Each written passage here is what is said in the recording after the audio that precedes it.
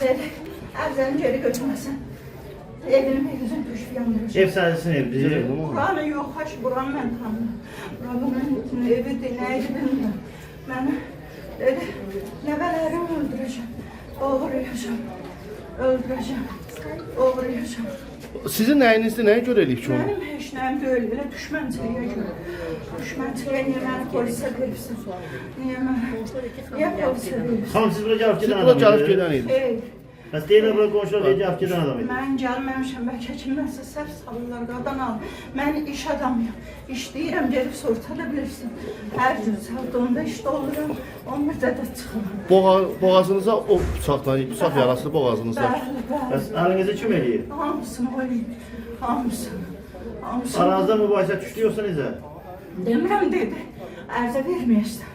Bir də mən şikayət eləməyəsən. Mən də dedim, mənim pulum yoxdur.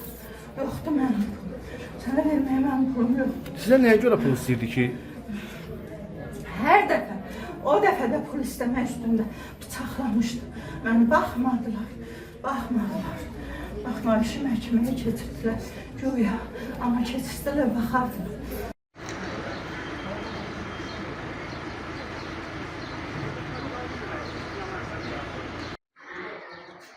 Sağ olun.